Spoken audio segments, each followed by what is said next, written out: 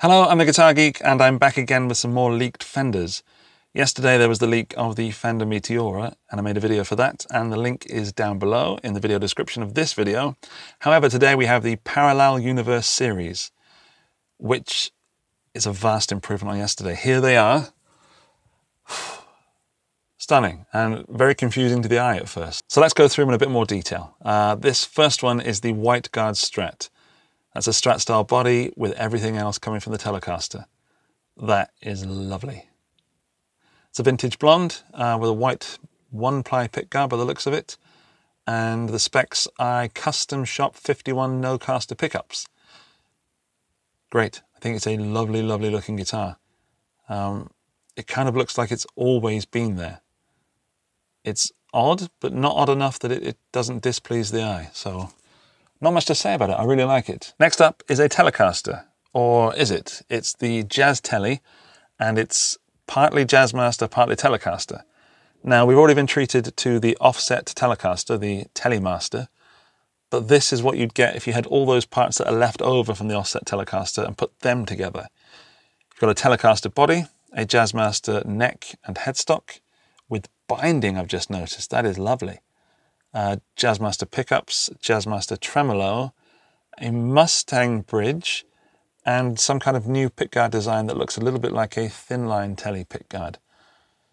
I like it. It's coming in seafoam green and this like tobacco burst, and good colours to choose straight off.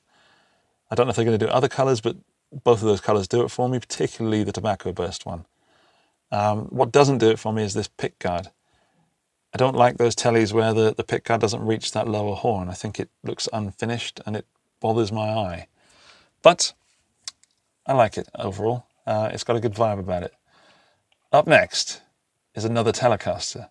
Or is it? If I said to you, two humbuckers, a Tune-o-matic style bridge. Up next is another Telecaster. Or is it?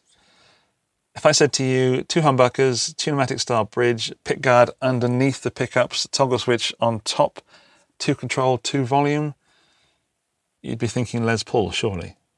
Nope, it's this, the Fender Troublemaker Tele. And I can see why they called it the Troublemaker. It's a Les Paul. It's a Tele. It's a Tele Paul. It's a Les Tele. With a Strat headstock. It works. Of course, there's been other dual humbucker Telecasters in the past, like the Custom 72, but this is through and through a Les Paul. I think it looks gorgeous. And those colours, that's a Les Paul colour, the flame, and then the Pelham blue with binding. They've both got body binding. Don't like the knobs, but small price to pay for something that's fantastic. And that Pelham blue, I would happily have that in my collection. Moving on to my favourite of the Parallel Universe series. This is the Fender Jaguar Strat. Look at that. It's a Strat style body, Strat style headstock and neck. However, Jaguar pickups, Jaguar controls and plate and all that's looking Jaguar-y. Jaguar tremolo, or maybe even a Jazzmaster tremolo, but with a Mustang bridge again. I think it looks amazing.